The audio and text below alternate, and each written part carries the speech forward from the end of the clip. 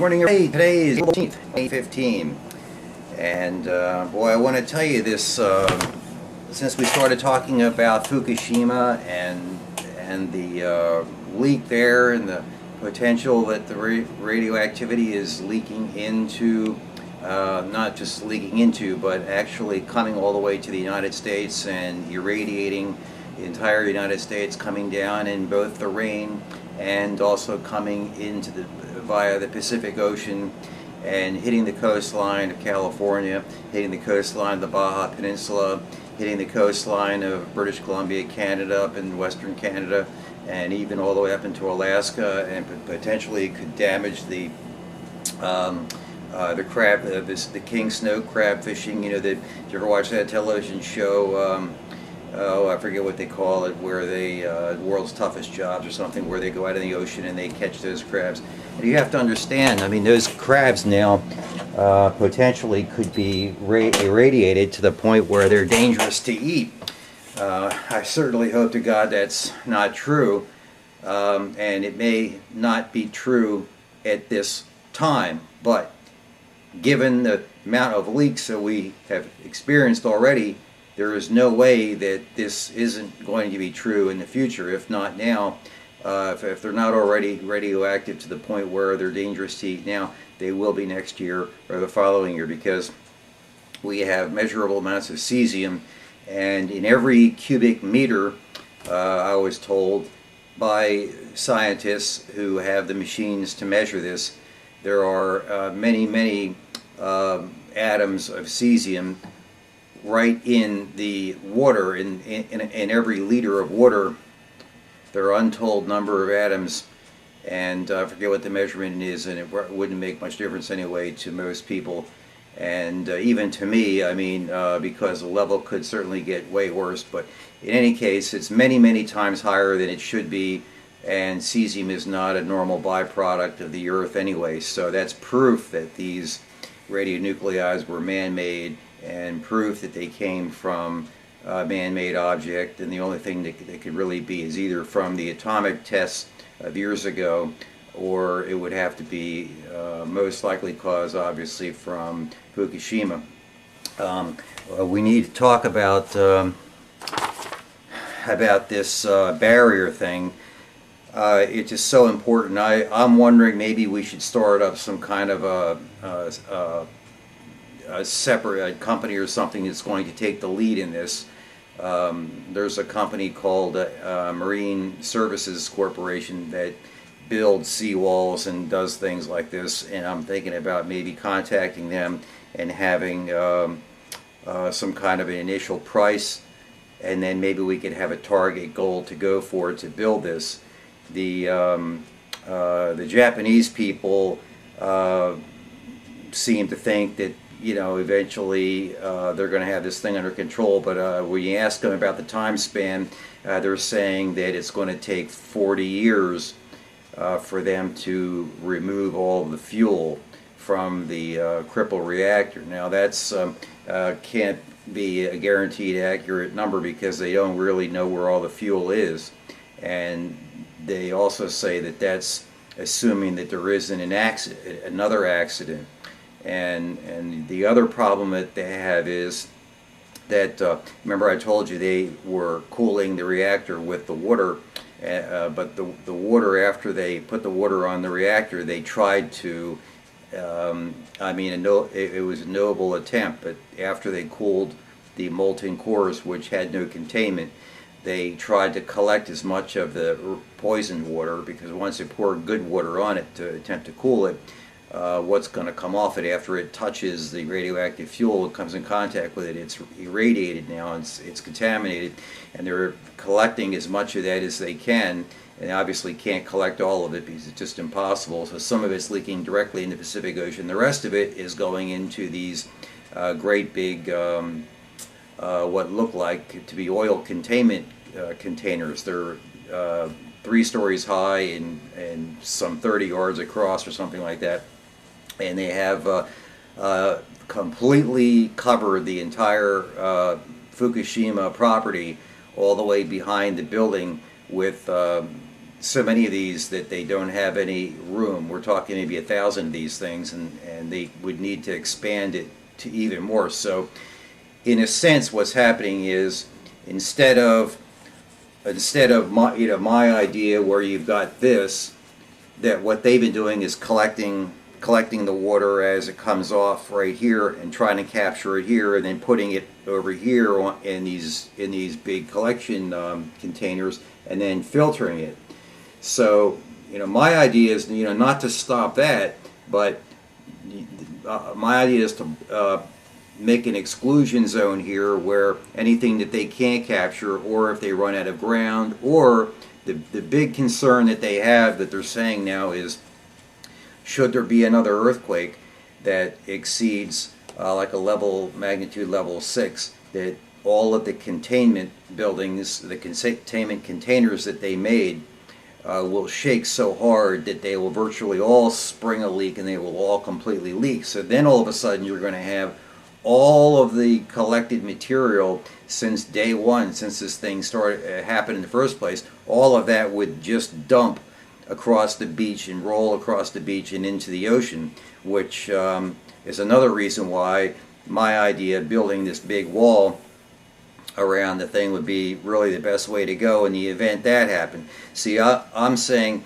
don't try to stop the Japanese from mitigating what they're trying to do. They're trying to actually retrieve the fuel and perhaps figure out some way of re-refining it or using it again, I guess, as what's in their mind, because it's expensive and valuable, and but it's so toxic that if it leaks into the environment, which it's already leaking, I'm saying let them continue with what they're doing. Being 1.5 miles away from their work site and building this wall isn't going to slow them down one bit or hurt them at all in what they're doing. And if they're successful, then that just makes the toxin that's going to be captured by the wall less.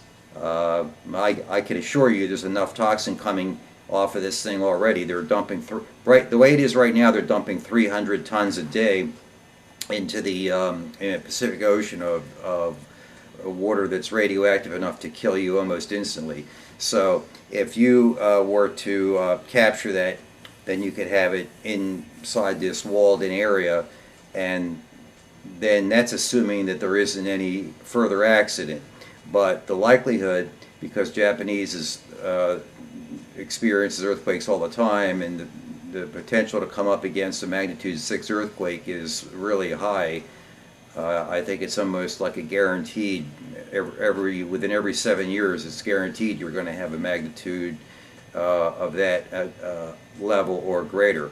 So the chance that they're going to make it to 40 years without having this whole set of containment vessels that they built collapse once again, not again, but to collapse, because they're not built strongly. They threw these things up in an emergency situation just as a place to put the water as fast as they could to try to keep as much of it out of the Pacific Ocean as possible. So anyway, listen, we have to move on and talk about other things, although in my view, the fact that this is not being given any press right now, it's not in the media at all, and it's an extinction level event, is I just don't understand why. I guess they don't want to scare everybody or frighten everyone or whatever, but I mean, this, if you have a Geiger counter, you can walk around and you can see things that are radioactive, and knowing what the background radiations were before. And trust me, even in North America, the background radiations were high to start with. I mean, when we were all children, when I was a young boy, the United States was testing the atom bomb, and they were blowing these things up at ground level, and they were blowing them up from towers, and they were dropping them from airplanes and detonating them 1,000 feet above the ground, and they were also detonating them up high above the earth, and they were detonating them up almost in outer space. and they were fashioning different kinds of bombs. They were experimenting with the difference between one chemical and another. They were laminating them and mixing chemicals together to see how they could make a bomb with different effects. And all of this pollution blew from the Nevada test site all the way, heading towards New York City, and it was heading eastward. So in a matter of a day or two, these pollutants were reaching the eastern coast of the United States, where I lived.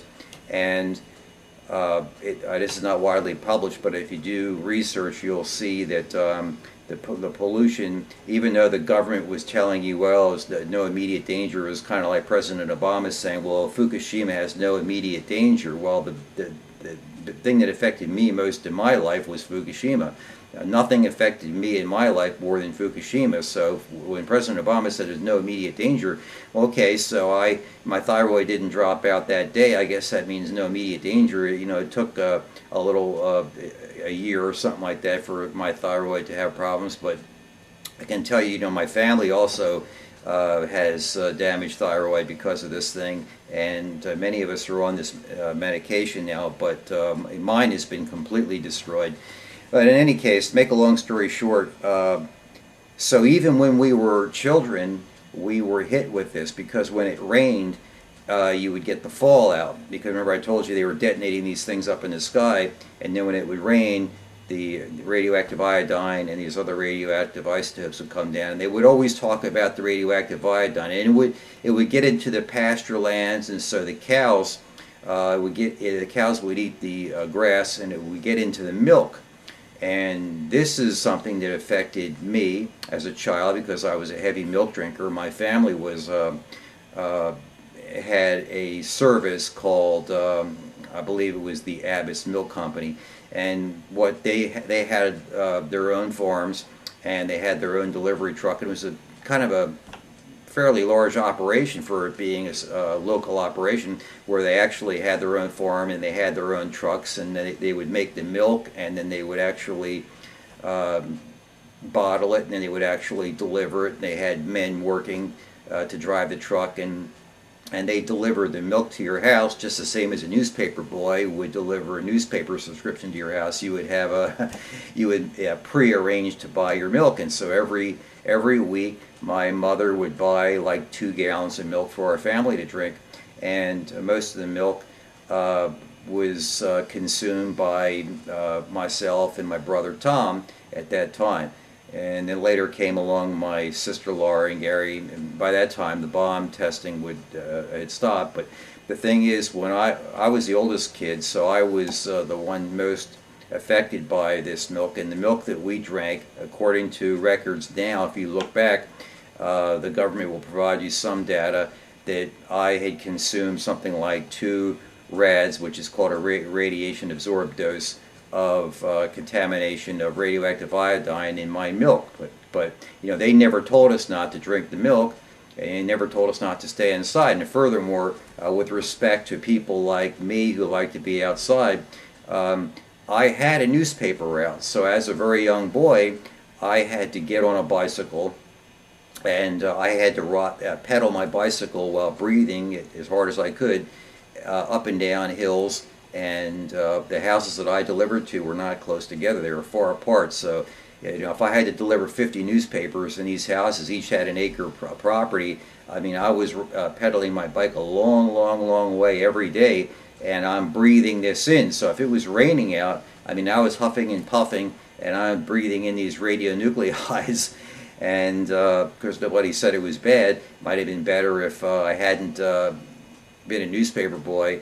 Maybe it would have been better, but you have to think of the other damage besides affecting the thyroid, that having radioactive other fallout items like cesium, which would go into the muscle, and it could affect the heart and your muscles, and the skeleton would be affected by strontium, which is a calcium mimicker. And so and if you're a 10-year-old newspaper boy, you're still growing. I mean, at that point, I think I weighed about 100 pounds.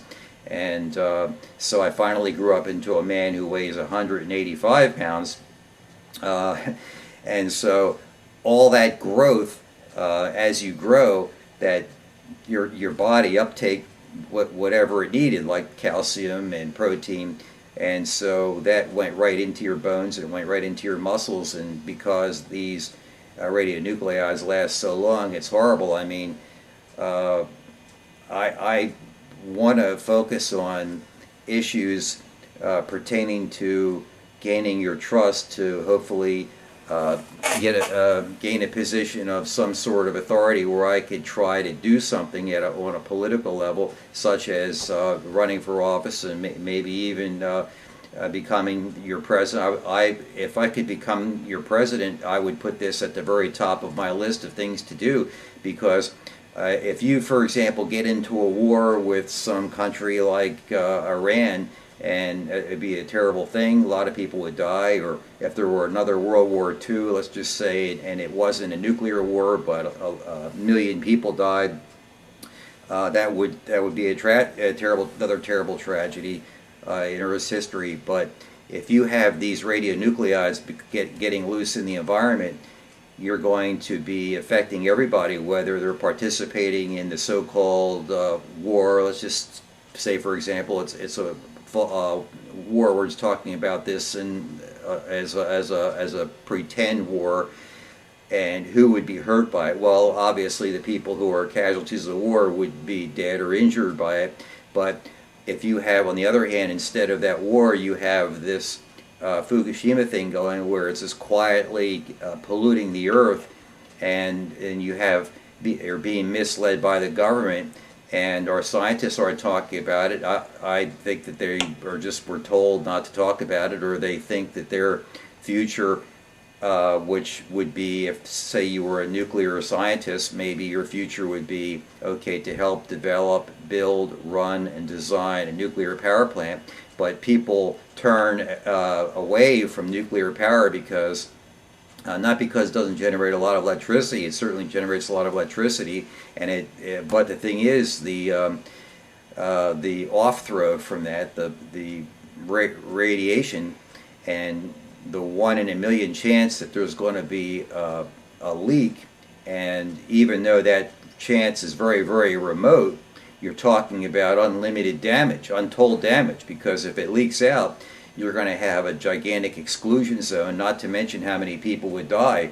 And the way the world is today, I mean, there's potential terrorism attack. I mean, if, as you may remember, the United States, when they invaded Iraq, the first thing they did was they bombed the electrical stations so that there wasn't any electricity in Baghdad.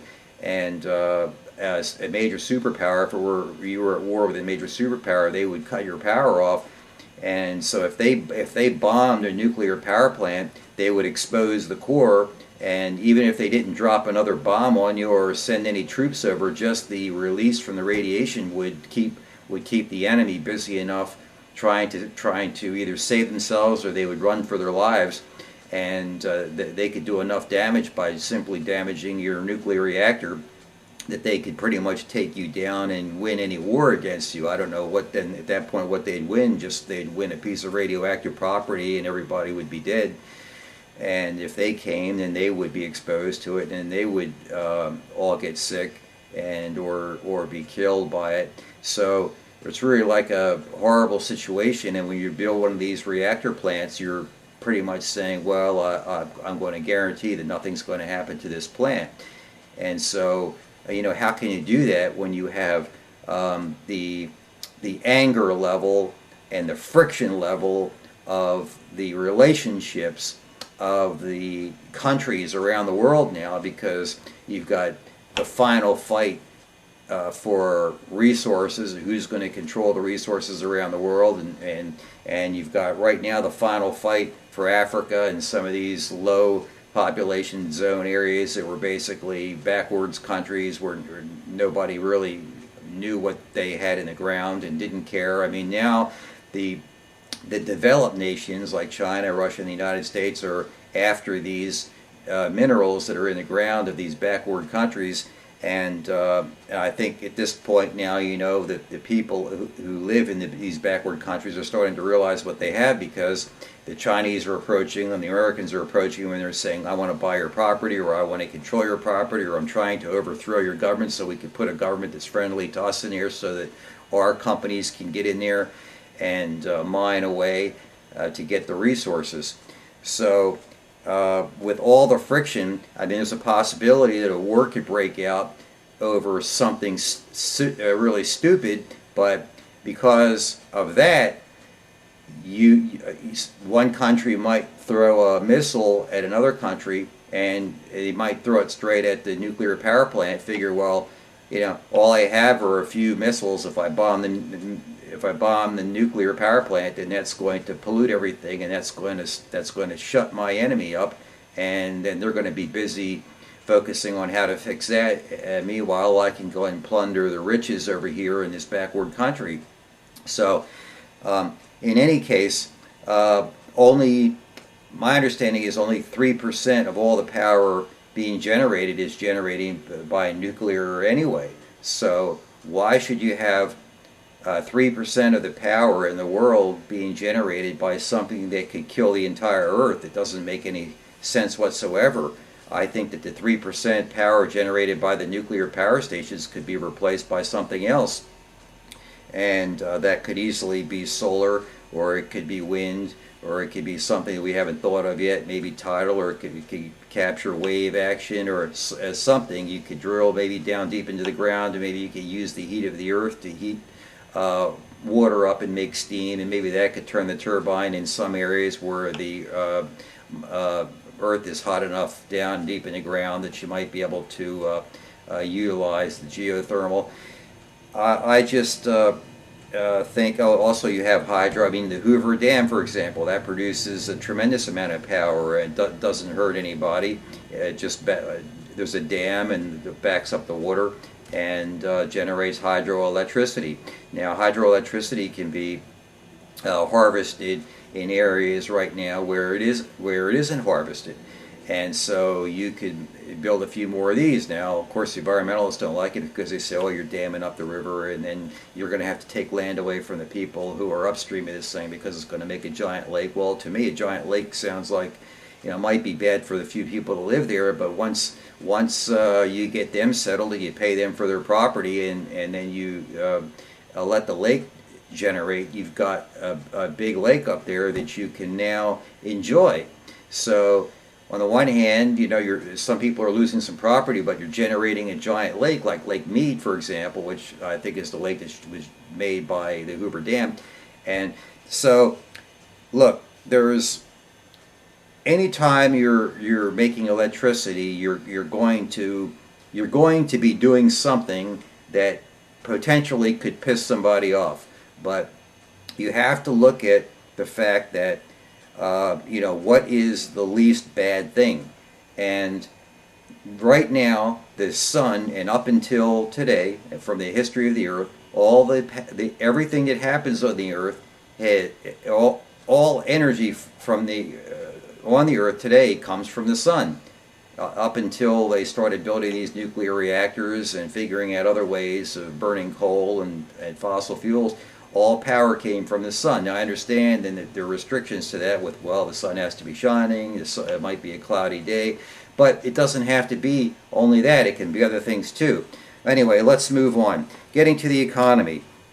The economy right now is, I could get in my car right now, folks, and I know probably where you live it's not like this, but the state of Florida where I live, and in the area where I live, was especially hard hit by the recession.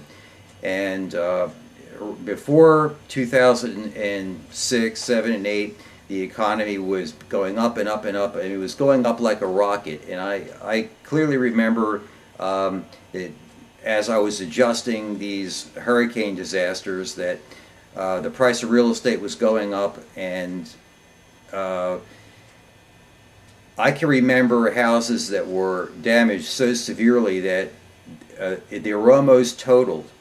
But oddly enough, the house might have been up for sale. I had several situations where the house was up for sale and then it was hit by a hurricane, because when they put the house for sale, a hurricane wasn't coming. And by the time they sold the house, a hurricane came and smashed the house down. And then while the house was being fixed, and the contract would expire, the bank didn't want to lend money until the house was fixed. And so then the house would be, because if the house didn't settle, they would have to renegotiate the contract, and there were a lot of legal fights over whether or not the contract had to be honored or not, because it didn't say anything in there. Well, it would say generally the risk of loss was on the seller until the time of settlement. But then, of course, once the seller fixed the house, the buyer would say, okay, good, now I'm going to get a house for a price, because it took a half a year to fix the house. I'm going to get a 6-month-old price, and the price might have gone up 10%. Believe me, the prices of the houses around here were going up 5%, 10% every year, and even every 6 months in some cases, in some areas for some houses. So then there would be an argument about the price of the house, and you'd end up in court over this thing. And even I got subpoenaed a few times over these issues, and then they would have to adjust the price of the house. And also, being a real estate broker, I actually had listings on houses where things like that would happen, where you had the house listed for $190,000 and the house got hit. Then the house had a new kitchen because the old kitchen caved in, so they put a new kitchen in. Then they would change the price to $235,000 because they put a new kitchen in. And but the prices were going up and up and up, and then all of a sudden the collapse came. And the businesses around here, so many of them went broke that the shopping centers, if I drive, like I said, just a mile up the road, and even my own pharmacy, as I told you, which was in a major food store, the food store went bankrupt, and all the little stores that were next to the food store closed, and the shopping center, which was across the street and down about a quarter mile, which is a major shopping center where my office was, that didn't have any electricity for 27 days. I had no electricity at my office for 27 days, and my wife's office was next door, and she didn't have any power either for 27 days. The whole shopping center had no power for 27 days. I mean, that's how serious this hurricane was. Big news is Hurricane Charlie that hit us. It was a dead-on bullseye. But after that, there was a sort of a boom, because as the properties were being repaired, a lot of money was being spent. The insurance companies paid out a lot of money, and there was sort of a mini boom while these repairs were being done. There was a lot of work. All the carpenters had work to do, the painters had work to do, the roofers had work to do. Everybody was busy doing something. I was adjusting as fast as I could. Painters were painting things as fast as I could. The drywallers were fixing the walls, and the roofers were fixing the roofs, and everybody was busy. And once that was all done, and all of a sudden, then it was kind of like, okay, now it's back to reality. But the business it was just dead. It was almost like we reached a point where everybody had sort of changed their mentality from a disaster mentality to all right, let's try to get back to normal. And that was sort of, in this area, hard to do because everyone kind of got into, well, let's fix up our businesses, because, well, you had to make repairs. And the funny thing is, because we experienced directly FEMA, because FEMA would show up, and a guy would pull up in a little car, and he would only come maybe once a month. When you're talking about serious disaster here. I mean, trees down across the road, and you'd have one dude show up in a compact, little white square car, and he would say, well, I'm here to help you. And then you would ask, well, what are you here to do? I mean, are you here to help us put a roof on, or help us get paid from the insurance company? And you know what they wanted? The only thing that FEMA was really offering us, they had a bunch of paperwork, which the last thing we wanted to see was paperwork, because we had trees on our roofs. We needed people with chainsaws and workers that could actually work. and insurance adjusters that knew how to collect money from insurance companies while the electricity was down and half the phones weren't working. I mean, it was just a complete nightmare. It was like working in the Stone Age. And I went through this, and then we got hit by Hurricane Francis and Hurricane Wilma, and it was one after the other hit us. It was just it was almost as if you're going through a war. And I tell you, for years after that, I couldn't sleep at night. I had to go on sleeping medication for a while, because at night you would be tossing and turning, and you would be thinking about, well, first of all, it was very hot usually, so you had no air conditioning. You couldn't even have a fan because there was no electricity to turn a fan. At one point, I hooked up a little tiny miniature fan and a little portable television set to it, an inverter that I bought at like Pep Boys or something, and plugged it into my automobile, which, by the way, remember what I'm telling you, you can get enough power out of a little inverter with like 300 or 400 watt inverter that you can buy at any electronics store, and plug it into your battery of your car, and as long as you start the engine of your car every couple of hours and idle it for about 15 minutes, you can keep that thing going indefinitely. And then you could plug in like a little 40 watt TV or something, and you watch it, and you can sort of see the news and hear what's going on, and charge up your cell phone. You'll find out right away that the way to charge a cell phone when there's a disaster is to use your car to charge a cell phone. But look, after something like that happens to you, and you're like the adjuster or something, you're being telephoned by the clients. They want their money. They want to know what's happening. And they want their money like yesterday, because they're suffering too without power, and everybody's angry. And it's like, I don't know, the doctor told me, he said, well, you have shock syndrome. What do they call it? It's like being shell-shocked, like you come back from a war and you've got a mental problem where you've been shell-shocked, and you have anxiety over it, and you can't sleep at night, and you keep thinking about your poor customers, and you're not really even thinking about your own problems, because your roof got ripped off too, and every time it rains the water's coming in, and you've got a tarp nailed up there, and you're hoping the wind doesn't blow the tarp off. But the funny thing is, you start to realize very quickly that the federal government just does not have the manpower to do anything to really help you. I mean, honestly. And let me tell you, when the little car pulls up in front of your house, and sometimes they would telephone you, about half the time they would call you, and half the time they would show up in your neighborhood, in your community, with a little car that said FEMA on this side, like a metal sticker or something. And what they wanted to do was to give you a loan. They didn't even want to give you a grant. Some people, I don't know how they did it, but some people managed to talk them into giving them a generator, just as a gift. I guess they had a truck and they had some spare generators, and I guess they were picking and choosing who they would give a generator to, and they never asked for it back. And these people still own these generators, but they're not the inverter kind. They're the older-fashioned kind that burn a lot of gas, and then there was nowhere to get gas, because when the electricity goes out, the gas station they have no way of pumping the gas. These are all the things that you need to know now, so that if there's a catastrophe or something, I'm just telling you now what to expect. When the power goes out, there's not going to be any way to put gas in your car. So, I mean, if you know that something bad's going to happen, like a hurricane's coming, you should gas your car up, because you're not going to be able to go anywhere if you have to leave and drive 50 miles to go somewhere where you could get to a restaurant to get food, or go to a grocery store to buy food, or because you can't cook at home either, because if you have, like we have electric cooking, so your cooking even is electric.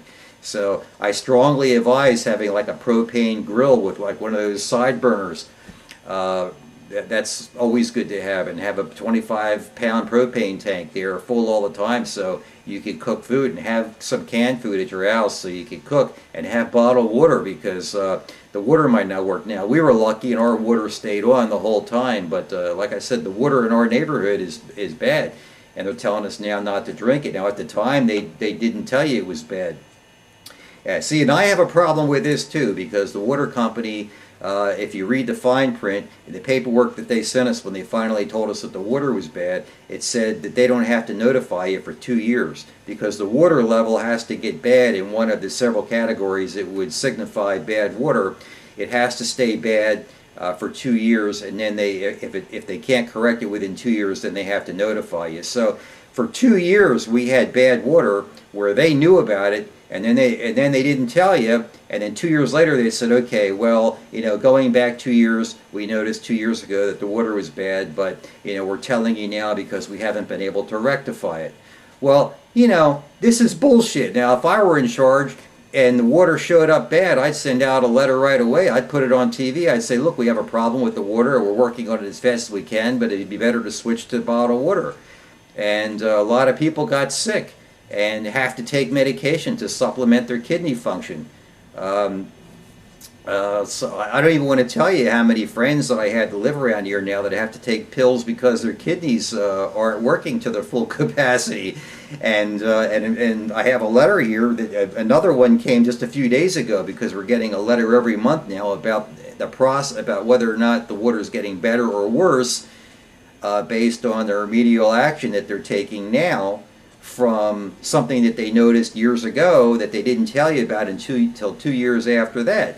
So this whole not telling you about bad things, which leads me to a bullet point that I want to make here, the government being secretive and not telling you when there's a problem, it's really bad, because they say there's no immediate damage. Well, if damage is being done,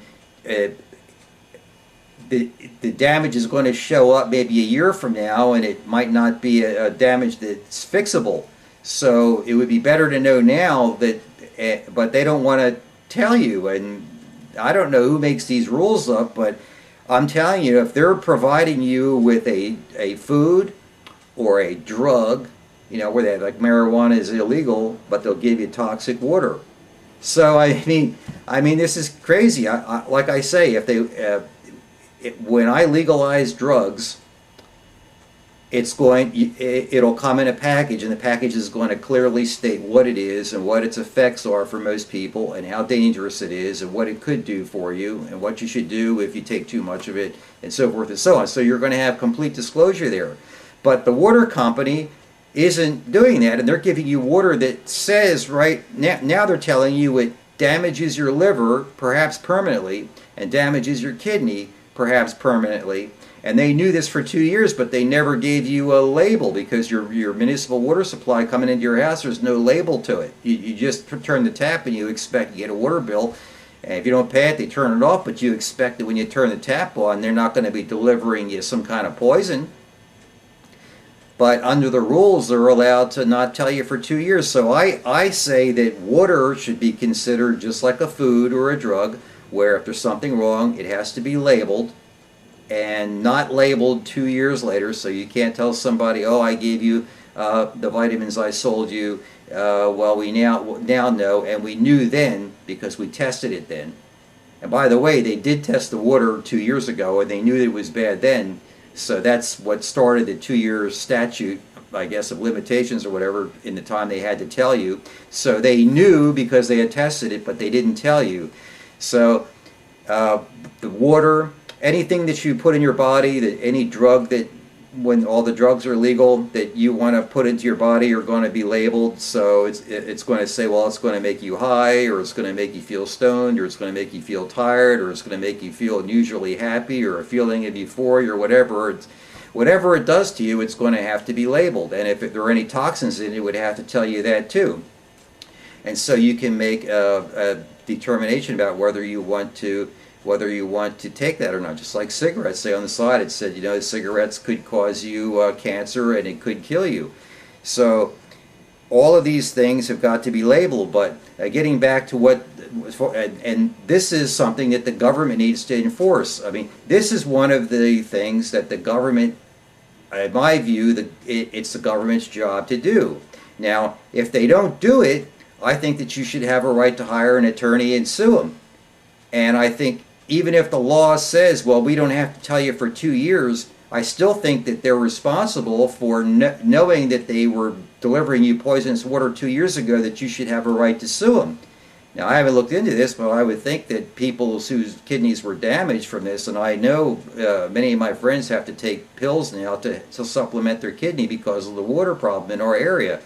So the bottom line is, when that little car pulled up that said FEMA on the side, like I said, what they wanted to do, the only thing that they really wanted to do was to give you a loan.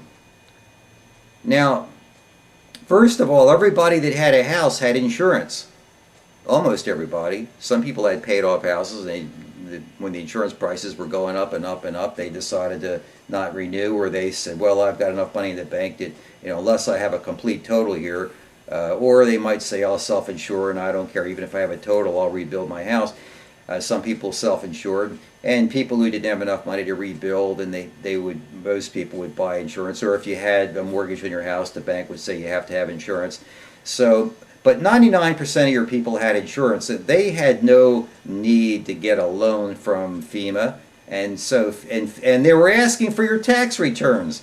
I mean, this is preposterous. I mean, you have no electricity, and this guy pulls up in a car, and he has a handheld PDF computer or PDR computer or something, personal device, and they want to scan your tax returns. So now you're supposed to go into your dark house that has mold and mildew in it, and look around in your files, and if you can find your files, it's probably soaking wet. A lot of my paperwork that's in my house got soaking wet because our roof went along with everybody else's, and water came in. And so so they wanted your tax returns, and then they were going to give you a like a $2,000 or a $3,000 loan that you had to pay back. So how is that helping you? I mean, if you wanted a $2,000 or $3,000 loan, you could have gone to the bank, and the bank would have given you a $2,000 or $3,000 loan. And then they were going to take a mortgage on your house. So it was going to be a secured loan against your house in favor of FEMA so that you could get on with your repairs. And meanwhile, your insurance company is coming through with a $20,000 check or whatever to fix up whatever's the matter. You really didn't have any need for a loan. And so they weren't providing any help other than they were just a loan broker trying to give you a loan. So I don't know how much we pay these FEMA people, but I mean, that's all they do. Now you hear about this Jade Helm thing, and the Department of Homeland Security and FEMA wants to run Army tanks through the Midwest and the Southwest of the United States for 2 months and fly helicopters around. I guess what are they going to fly helicopters around and ask people if they want loans? Either that, or they're going to shoot you, or they're going to take you away to a FEMA camp that I don't know what they would put you in a FEMA camp for. I mean, it looks to me like everything is fine. Of course, we are in a war zone, so I suppose they're allowed to ride their Army tank around. You didn't know that we're in a war zone, do you? Check it out on the internet. They won't tell you this on the mainstream news, but under the Patriot Act and the NDAA, they declared the United States a war zone. Now, your congressman and your senator signed a bill that declared the United States a war zone. I guess they're at war with terrorism. Well, there's a war on drugs, but they never declared the contiguous United States a war zone. But we're in a war zone here. Now, I submit to you that the Congress of the United States, the people who are in the Congress right now, that aren't telling you this, that even if they didn't vote for it, let's say your congressman was one of the guys who didn't vote for turning the United States into a war zone. If he didn't agree with it, why didn't he at least get on television or take out an ad? I mean, he'll take out an ad when he wants to be reelected, but he won't take out an ad to say, look, folks, there's something I need to tell you, that the NDAA that the president signed, it has a stupid clause in it that says we're in a war zone. So prepare yourself, you're going to war. Or not even going to war. The war is coming to us. You are in a war zone. And at any moment now, a Humvee with a 50 caliber machine gun could pull up in front of your house, and we're in a war zone.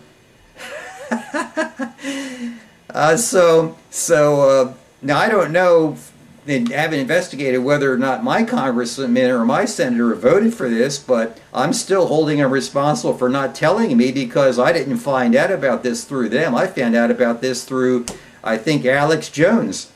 And after he said it on the internet, on the Alex Jones show, which I'm not totally into, but I watch it sometime just to get some information, and then I'll follow up on it to see if it's true or not. 99% of what the guy says turns out to be true, so I don't know why they don't put him on and kick Fox News off the TV and put him on the TV. I think you're going to get better information off of him, although he does tend to focus on the scary things, so I guess maybe it would scare a lot of people, but I think the people have a right to know the good and the bad, because if you don't know what bad is happening, then you don't know what the government's cooking up for you, because it looks to me more and more like there are many, many bad things that are happening that you don't know about. Now, I would like, still today, Obama has not answered my letter. Here it is. I asked him about regarding Allstate. I had sent him, actually took the time to make a disc. And here's a copy of it. Okay, and on this disc it explains to him how the insurance company was allowed to discriminate against his kindred, his African-American brethren, and how they discriminate against people who are poor. And you would think of all presidents, President Obama would be interested in something like this, but he hasn't even responded to the letter. Even when you write a politician a letter, normally they write back and they say, well, thank you for your input. Like, in other words, they don't read the letter, they just have like a generic answer that just says, thank you for your input, and by the way, and then they'll give you the generic letter like the 3 top issues that they're worried about, and then they'll say, and donate money to my re-election for next year, and there won't be one word in that letter pertaining to anything that you were writing him so you're concerned about something. So in his response, it would just be a generic letter like, thank you for your letter and thank you for your support. And so they never read your letter, they just had a generic response. Well, President Obama didn't even give me a generic response to my letter, and I sent him an entire movie to watch. Not a long movie, like a 20-minute movie, and a nice letter that went along with it. And I called his office before I told him that the movie was coming. I asked him if he would watch it. They said, yeah, he'll probably watch it, and in any case, you'll get a response. Well, here we are now. It's going on 2 months, and still haven't got a response from President Obama. Now, if I wrote him a letter and I asked him, well, why are we in a war zone? I wonder what he would say. If anyone out there, look, I gave you my phone number, and I'm still asking for donations because we're building the website now, and I like talking to you. I know quite a few of you called me to talk about Fukushima and talk about rebuilding the economy, but it's benjamincola@aol.com, and you can see I've got this on my level. This is a level I use when I was adjusting, because a lot of times as a result of these hurricanes, these houses would be tipped over, and you had to prove the house was tipped over. So I had to have a level. So, but I'm using the level to hold that piece of paper up, and I'm just telling you that it's sort of symbolic that, look, I'm on the level and I'm trying to tell you the truth. And many of these issues you're not going to hear about on the mainstream media, like where the United States is in a war zone. Now, why the hell are we in a war zone? Are you kidding me? Write to your congressman, write to your senator, and ask him, why are we in a war zone, number one? And the second question you need to ask him is, did you vote for this? And the third question is, if so, why? And we need to investigate more what this Jade Helm thing is about. Why are they holding it in the Southwest? Why not hold it in the Northeast? Why not the Southeast? Why did they pick the Southwest? Now, I understand the Southwest has the least amount of population, so they can fly around probably and bother the least number of people, and there are bigger areas there for them to fire their weapons or make noise with their helicopters and land Harrier jump jets or whatever the hell they're going to do. But first of all, I have a serious problem with declaring America a war zone, because if they declare America a war zone, it's telling me that they know something bad is about to happen, kind of like the water company. The water company knew 2 years ago that the water was bad, but they're giving it to you like nothing's the matter, and go ahead and drink the water. People are shampooing their hair, they're taking a shower, they're bathing in this water. It's got chemicals in it that go through your skin, they say, and if you drink it, it damages your kidneys, but they let you do it anyway.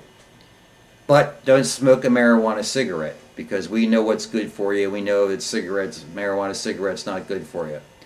Like I say, I'm not for marijuana, but I voted for it because I don't want to stop somebody else from smoking it.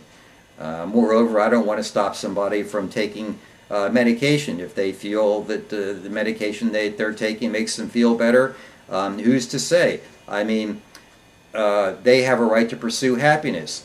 I just listened to a whole oral debate this morning about the right to bear arms, and that the founding fathers were saying, well, people have the right to bear arms, and they were talking about the militia, and the argument being made by the moderator was that when they were talking about a militia, the militia was the actual person. The person is a militia.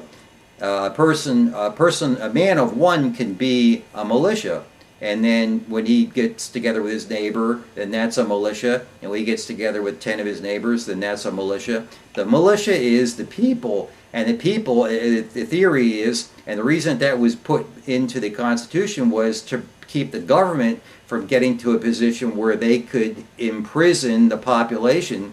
And what they've done now is declare war on the people, but you see, they didn't announce it on the television, but if it's in the fine print that we're in a war zone. So you don't know it now, but I mean, if the army shows up on your front doorstep, and they could shoot you, and they could say, oh well, he was a victim of war because we're legally in a war zone. Well, not legally, because a president signed an order. In my opinion, that would be one of those procedures or declarations that was signed by the president that was not approved. But I guess in the NDAA, it was signed off on by the Congress, who wasn't supposedly allowed to read the thing before they signed it. See, I'm going to put those guys in jail who signed those things for you. Now, I'm not going to, like I said, I have no intention in going back.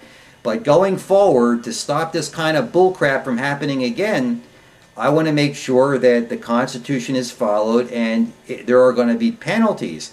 If you could put somebody in jail for doing drugs and taking drugs and having drugs in your house so that you have a supply of drugs to take because it makes you happy, then I mean, what's more dangerous? Your neighbor having a pound of pot in his house so he has enough drugs to smoke for 6 months or whatever without having to go and deal with a dealer again? Or is it more dangerous that we're in a war zone and a helicopter could fly over and shoot a machine gun through your roof and kill everybody in your house and say, oh well, we are in a war zone, he was on the terrorist hit list, or fire a drone missile through your house? I mean, we just had on the non-mainstream news a fella who quit the Air Force, and he came flat out and he said, well, I quit because my conscience was bothering me that we were firing drones at people that we couldn't see for sure who they were. Now, nevertheless, they were firing the drone and missile anyway, and they were killing people, and he, I guess at some point, his conscience started to bother him and he quit. Well, how many people did they shoot missiles at that they didn't know who they were? Now, the United States being a war zone, what's going to stop the Air Force or the military, some branch of the military, from flying a weaponized drone over your house and shooting at you? And this could really happen, because if you look at who they are droning, like the people in Pakistan, why don't they, if they've got somebody and they think that they're bad, like that guy who was running away because his tail light was burned out, they shot him in the back 8 times. I mean, why couldn't they run after him? They knew who he was. Well, they shot him, but I guess that's legal because they're in a war zone.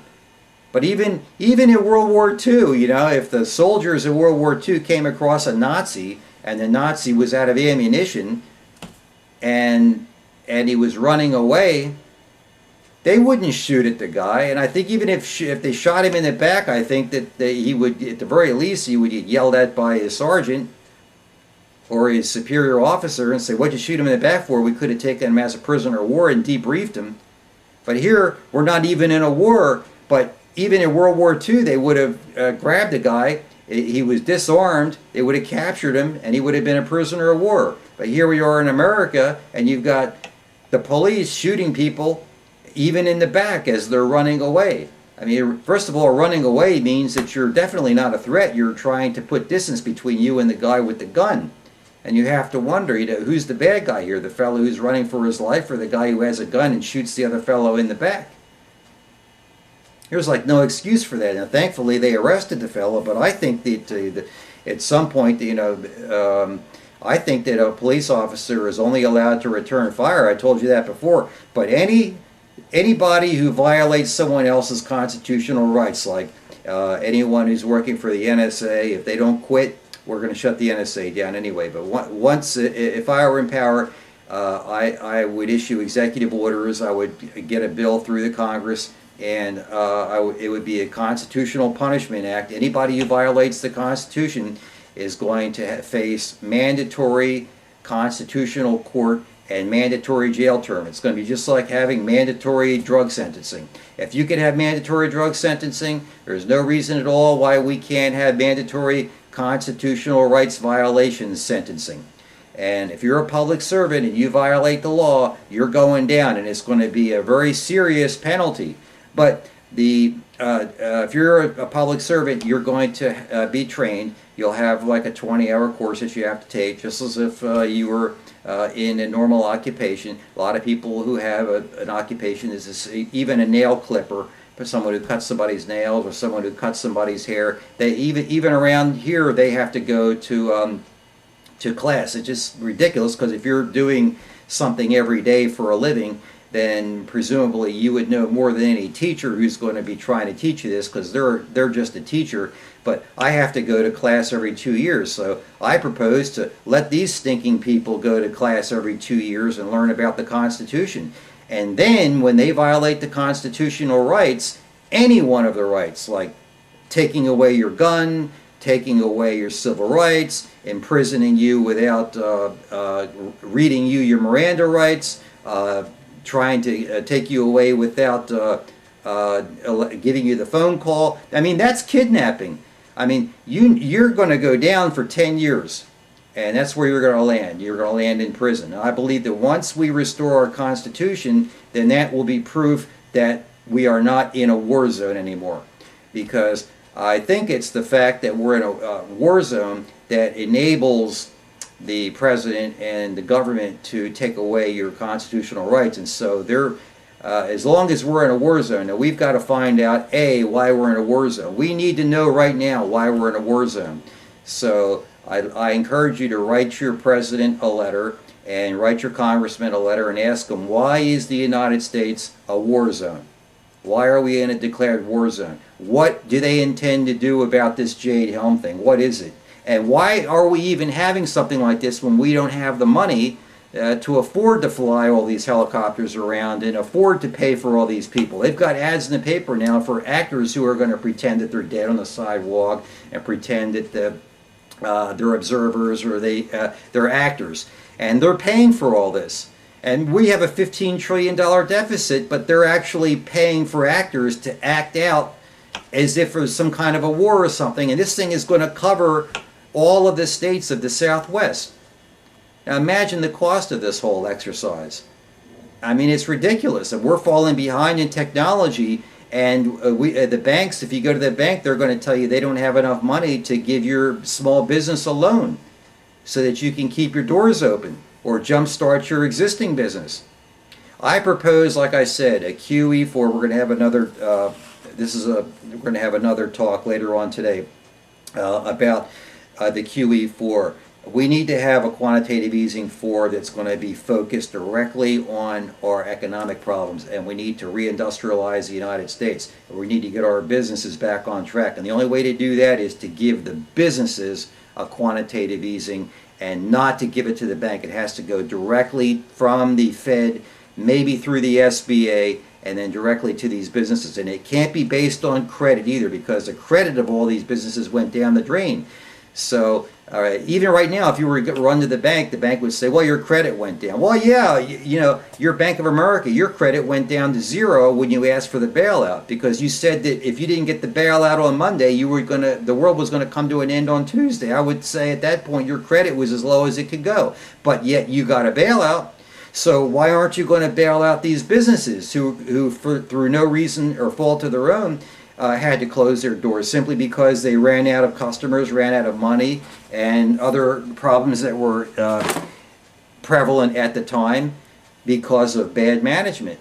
The reason that we went into a recession is bad management. That's why we cannot vote for any existing congressman. We cannot vote for any existing senator. We need to have a whole new crew of people. Okay, folks, thanks a lot. I'll see you later today.